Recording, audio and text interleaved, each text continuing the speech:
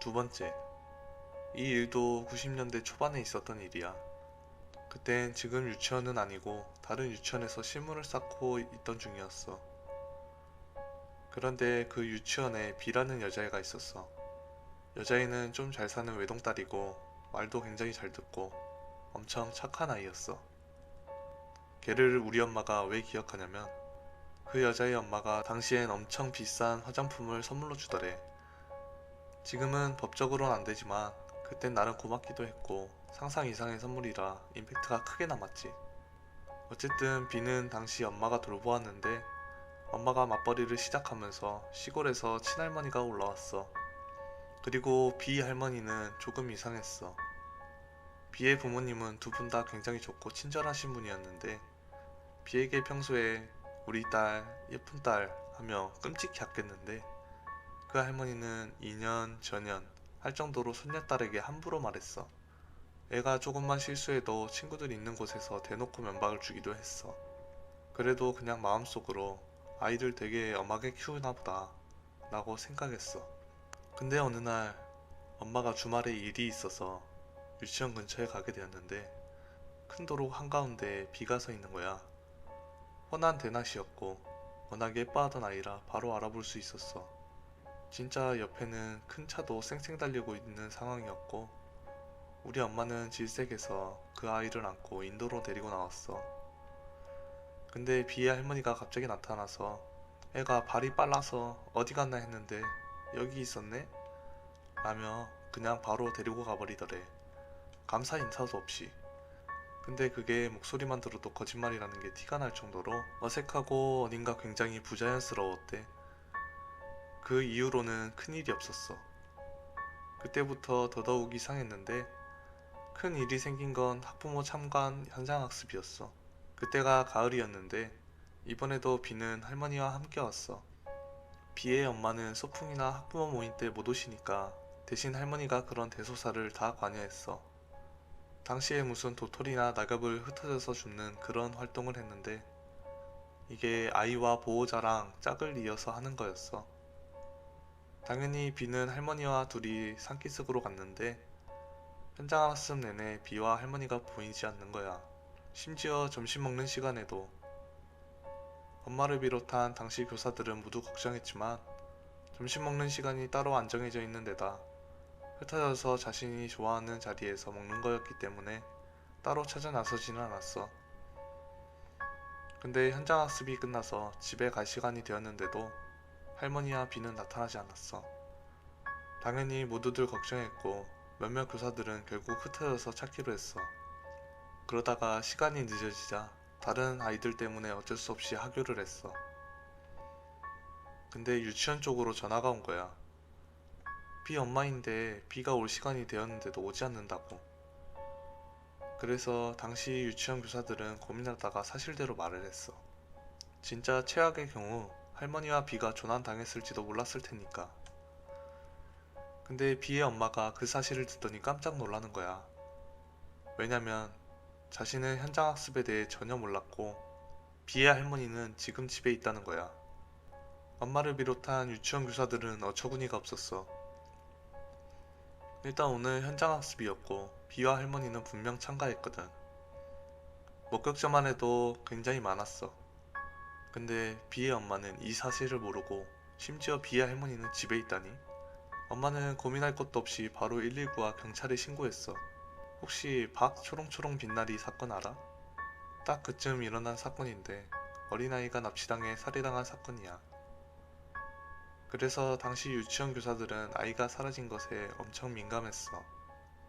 아무튼 경찰이나 119도 심각하게 생각하고 곧바로 수색에 들어갔어.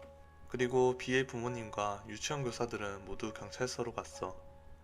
근데 진짜 가관인 게 그 할머니란 작자가 경찰서에 들어가자마자 입을 꽉 다물고 아무 말도 안 하는 거야. 상식적으로 손녀가 실종됐는데 그럴 순 없잖아.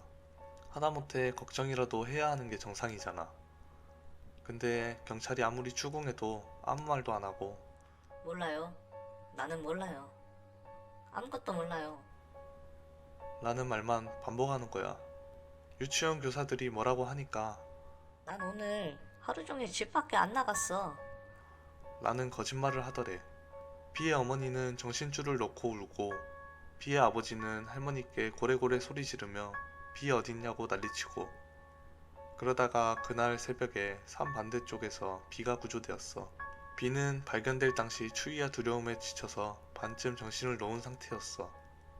근데 애가 정말 똑똑한 게 어느 정도 수습되니까 할머니가 이곳에 데리고 왔고, 어디를 거쳐서 여기에 왔는데 잠시 기다리라고 한 뒤 할머니가 안 와서 이때까지 기다리고 있었다며 상황 설명을 완벽하게 한 거야.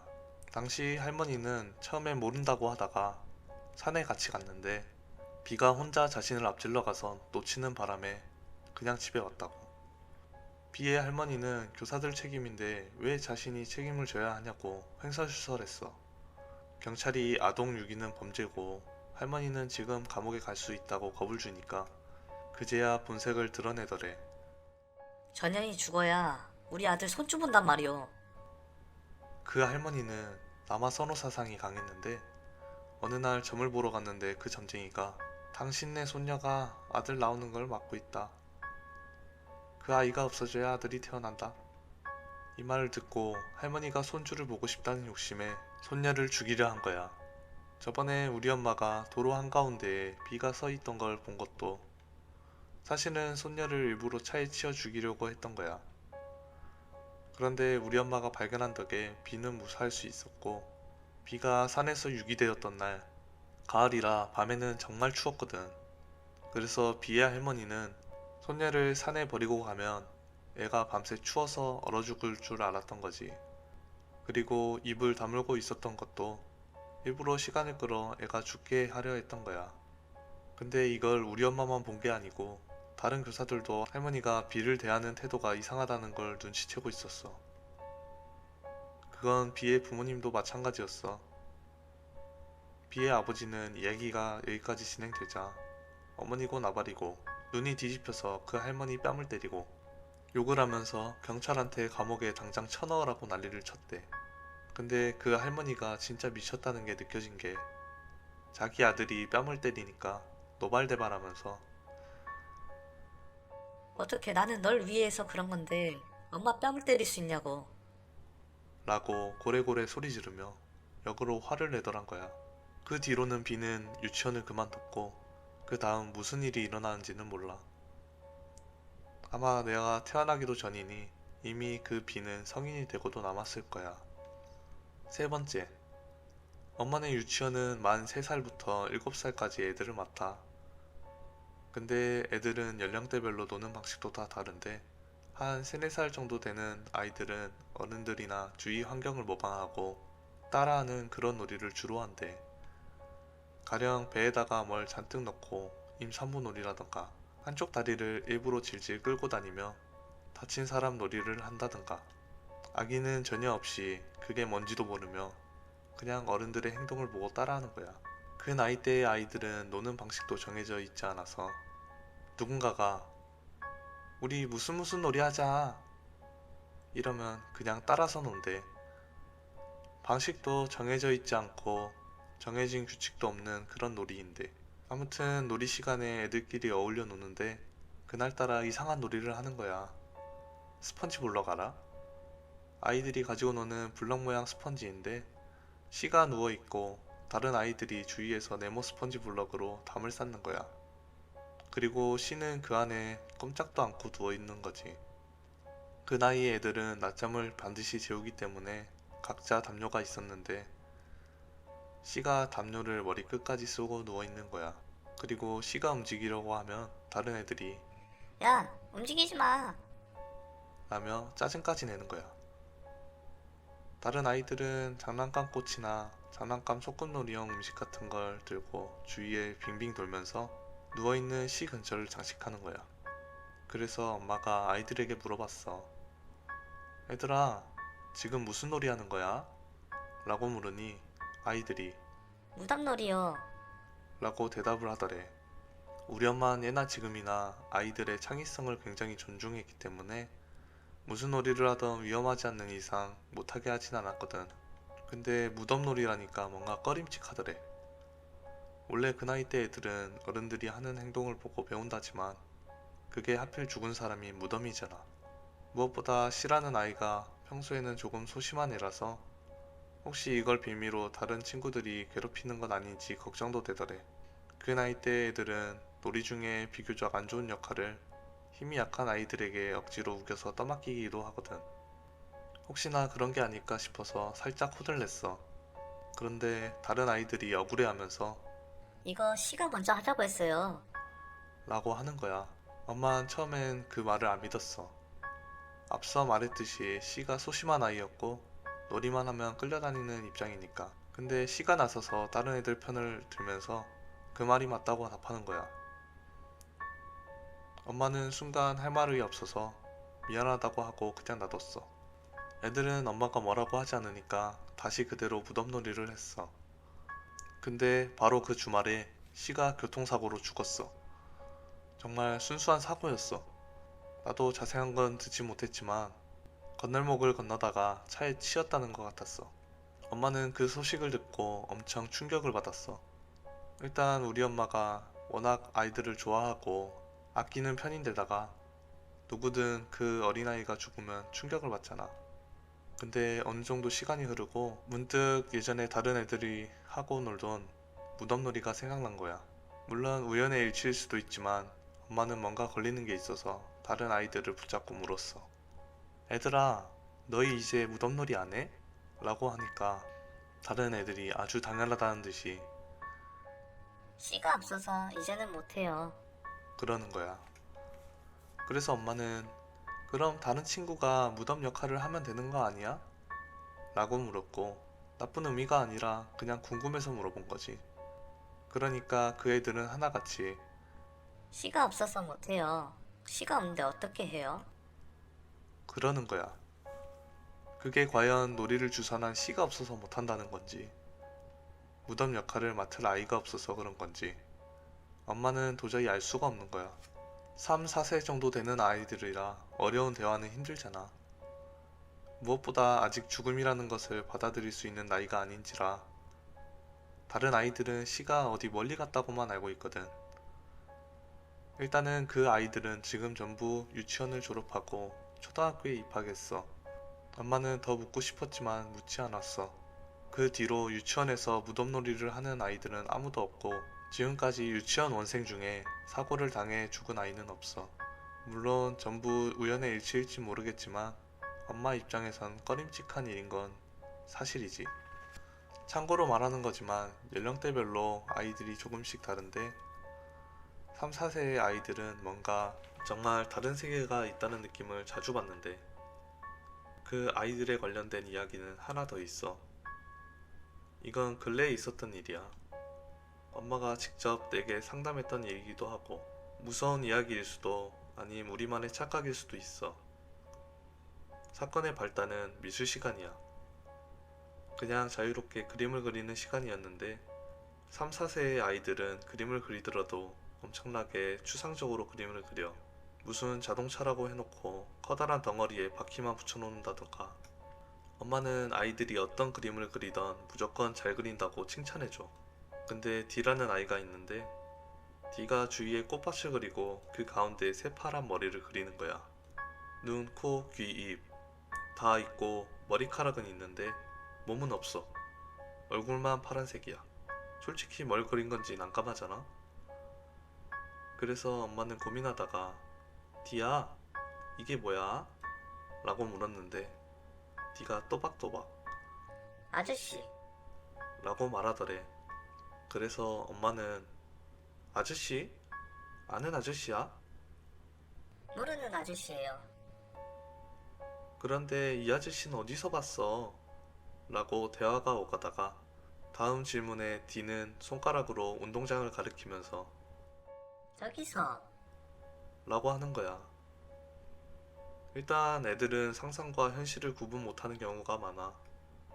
상상하는 것을 진짜로 봤다고 믿는 경우도 많고. 아무튼 운동장이긴 했지만 유치원 앞마당 수준인데 거기서 파란 얼굴 아저씨를 상상하다가 그걸 그린 건가? 하고 처음엔 그렇게 생각했어. 근데 얼마 동안 다른 아이들도 파란 얼굴 아저씨를 그리고 있는 게 보였어. 이게 뭐냐고 물어보면 아이들 대답은 모두 아저씨, 라고만 말했어. 그 아저씨가 어디에 사는지, 어디에서 봤는지, 누구인지는 모르겠고, 아이들마다 파란 아저씨를 그리는 모습은 조금씩 다르긴 했지만, 공통점을 이야기하자면, 첫 번째, 아저씨의 표정은 대부분 화가 나고 찡그린 얼굴이다. 메롱을 한 얼굴도 있다. 두 번째, 얼굴은 새파랗다. 세 번째, 몸이 없다. 머리만 둥둥 떠있는 식. 네 번째, 그냥 아이들은 모두 아저씨라고 말할 뿐. 다섯 번째, 머리카락을 그린 사람도 있고 안 그린 사람도 있는데 남자인데도 머리가 길다. 하지만 아이들 모두 아줌마가 아니라 아저씨라고 한다. 여섯 번째, 각자 본 장소가 다르다. 정도였어. 이쯤 되면 솔직히 소름 돋잖아. 엄마가 그래서 처음엔 아동 성애자가 몰래 우리 유치원을 염탐하나 하기도 했어. 그래서 일부러 교사들과 아이들 노는 시간에 조를 짜서 감시를 했어. 근데 그 시간대에 유치원에 오가는 사람은 아무도 없었어. 심지어 비가 와서 바깥에 나가지도 못하는 날에도 아저씨를 봤다는 애들도 있었던 거야. 근데 재밌는 건 6세 이상의 아이들은 파란 얼굴 아저씨를 본 적도 알지도 못한다는 거야. 딱 3, 4세 정도의 아이들만 파란 얼굴 아저씨에 대해 이야기했어. 엄마는 내게 직접 아이들의 그림을 보여주며 혹시 아는 캐릭터가 있냐고 묻기까지 했어.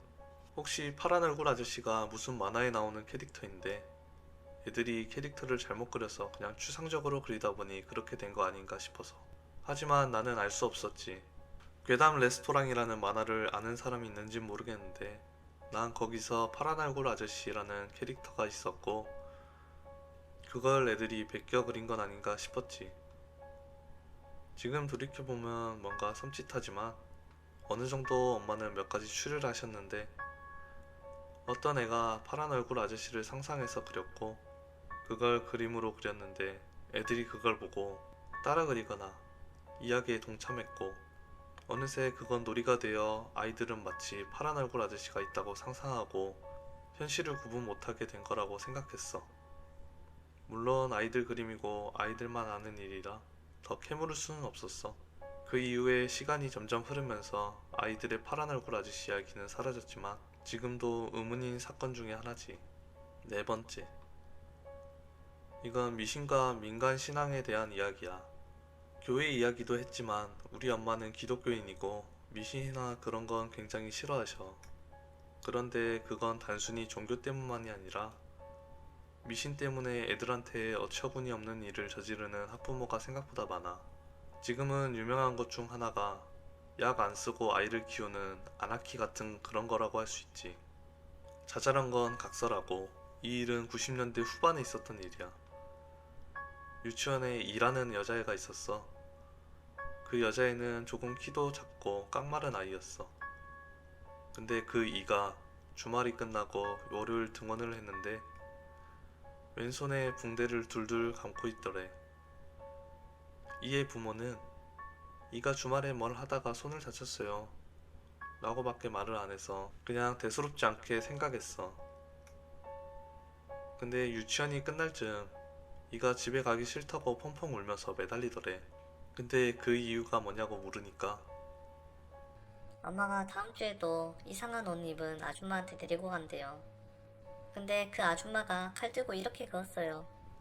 라며 오른손을 가리켰다. 아파요. 집에 안 갈래요. 무서워요. 엄마는 그걸 듣고 시겁했어. 때리는 건 당시의 훈육이라고 넘어갈 수 있지만 칼을 들고 아이를 찌르는 건 엄연한 학대잖아. 혹시 이내 부모님이 조금 이상해서 아이를 죽이려고 할 수도 있으니까. 엄마는 한번 사건에 휘말린 것을 각오하고 이내 부모님께 연락을 했어. 여차하며 경찰을 부를 각오까지 하고 말이야. 그리고 정색을 하고 이내 부모님께 이런저런 이야기를 했는데 이건 엄연한 학대 중 하나고 교육자로서 이런 말을 들었는데 도저히 넘길 수가 없었다. 도대체 무슨 일이냐? 이런 식으로 이야기를 했어. 근데 이의 부모라는 작자가 하는 말이 가관인데 이가 허약해서 어느 용암 무당에게 데리고 갔더니 이가 20살을 못 넘긴다고 하더라면서 방법을 물어보니 300만 원을 주면 무당이 신굿을 하다가 아이의 손에 있는 손금 중에 생명선을 쭉 찢어 길게 만들면 그만큼 아이의 수명이 길어진다고 해서 이를 위해서 한 일이다 라고 하더래.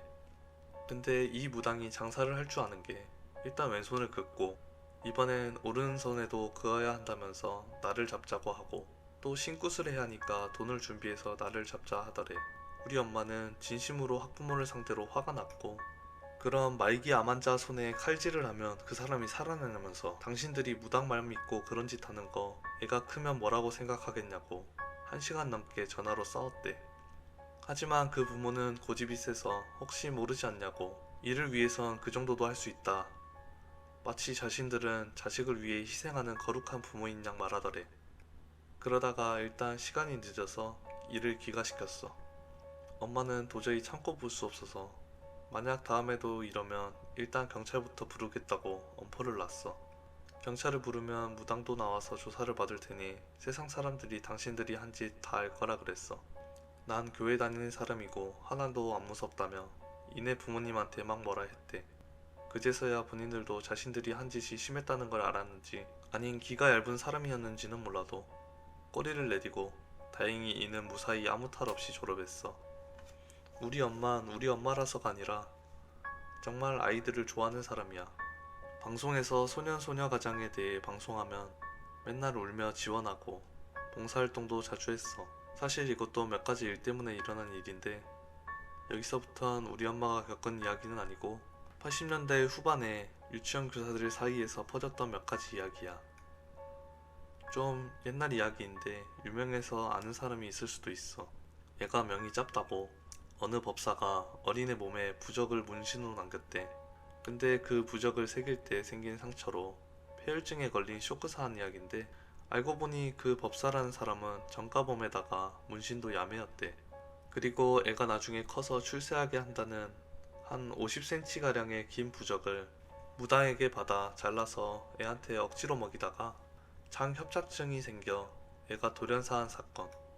믿기 힘들겠지만 80년대부터 90년대까지는 미신 때문에 미친 짓을 저지르는 부모가 꽤 있었어. 5번째, 이건 우리 엄마와 치안 아동 상담가 선생님이 해준 이야기야. 종교적인 이야기가 다수 섞여 있을지 모르니 불쾌한 사람들은 이해해줘. 그 선생님은 지금 자폐 아이들을 대상으로 한 상담실을 운영하셔. 자폐 아중에서는 교정만 잘하면 일반인과 아무 문제 없이 살 수 있는 가벼운 증상을 가진 아이들도 있었어. 그런 경우를 아스퍼거 증후군이나 경증 자폐라고 하는데 아무튼 그 선생님은 그런 아이들을 대상으로 미술 치료를 하시는 분이셔. 그 선생님은 미술 교실을 운영 중이신데 그 중에 F라는 아이가 있었어. F는 말이 느리고 그림을 그려도 제대로 된 그림을 그리지 않고 그냥 진짜 손이 가는 대로 형체만 대강 그리는 그런 아이였어. 옆에서 아무리 말을 걸어도 대답을 안 하고 진짜 자신이 하는 일에 열중하는 자폐 증상이 있는 아이였지. 근데 그 애가 그림을 그렸는데 뭔가 하얗고 노란 것이 팔을 번쩍 들고 있는 그림이었어. 그래서 사람을 그리는 건가 싶어서 봤지만 다리가 없이 좀 많이 엉성한 노란색 덩어리? 그쯤 생각하면 될 거야. 그래서 이 선생님이 이게 뭔지 궁금해서 우와 F야 이게 뭐야? 라고 물었대. 근데 평소에는 아무 말 하지 않았던 애가 진짜 처음으로 또박또박하게 나. 라고 하더라는 거야. 그래서 그 선생님이 이거 F야? 근데 왜 발이 없을까? 원래 없어. 왜 없을까? 천사니까. 라고 정말 명확한 발음으로 대답하더래. 일단 여기서 선생님은 그렇게 심각하게 생각하지 않았어. 애들은 스스로를 공룡이나 초능력자에 투영하는 경우가 많아. 그리고 천사 같은 경우에는 보통 부모님이 교회나 성당을 다닐 경우에 어디선가 듣고서 상상하는 적도 있거든. 근데 선생님은 일단 자폐 증상이 있었던 F가 자신과 이제 대화를 하기 시작해서 상태가 호전된 줄 알고 계속 대화를 시도했어. F는 천사구나. 근데 왜 천사야? 지금은 아니야. 왜 아니야? 여기 있으니까. 여기 선생님이랑 있으면 F는 천사가 아니야? 라는 말에 F는 고개를 저었고, 그럼 여기에 있기 전엔 천사였어? F는 고개를 끄덕였다. 선생님은 뭔가 이상한 느낌이 들어서 자신도 모르게 진지하게 물었대. 그럼 여긴 왜 왔어? 근데 그 말을 묻자마자 F가 진짜 서럽게 울기 시작하는 거야. 훌쩍훌쩍거리면서. 근데 그 선생님이 교회를 다니시고 신이나 그런 걸 믿는 분이셨거든. 그래서 혹시나 하는 마음에 우는 F에게 이렇게 물었어. 그럼 누가 여기 가라고 했어? 그러자 F가 그 자리에서 발작을 일으키고 미친 듯이 울기 시작하는 거야. 선생님은 당황했어. 왜냐면 F는 당연히 엄마가 오라고 해서 왔다고 할 줄 알았거든. 선생님의 상담을 주선한 것도 F의 엄마였고, 그날 아침 F를 데려온 것도 F의 엄마였거든. 근데 여기에 가라고 했다고 그렇게 펑펑 울 리가 없잖아. 아무튼 F는 어떻게 진정이 되고, 선생님은 조금 충격을 받아서 일부러 F에게 이야기를 안 꺼냈어. 대신 F네 부모님에게 슬쩍 물어봤어. 별건 아니고 혹시 성당이나 교회 다니시냐고. 근데 F의 엄마는 딱히 종교가 없는 집안 자체가 무교인 집안인 거야. 성당이나 교회는 F가 태어난 이후로 근처에 가본 적도 없고, 주위에 천사 이야기를 해줄 사람은 더더욱 없었던 거지. 아무튼 F는 이후 상담을 통해 많이 호전되었어. 학교에 들어갈 즈음엔 일반 아이들과 별반 다를 바 없이 성장했고, 상담을 그만두기 전에 선생님은 용기를 내서 F에게 천사 이야기를 꺼냈어. 하지만 F는 아이의 질문 자체를 이해 못할 뿐더러 천사요? 그게 왜요? 이런 반응이었대. 일단 선생님도 이걸 주위 사람들에게 떠벌리지는 않았어. 다만 우리 엄마와 같은 교회를 다니셨고 같이 아이를 돌보는 직업인 만큼 신기해서 이야기해 주신 거야. 혹시 종교적으로 조금 혐오감 있는 사람에겐 찝찝한 이야기일 수도 있겠네.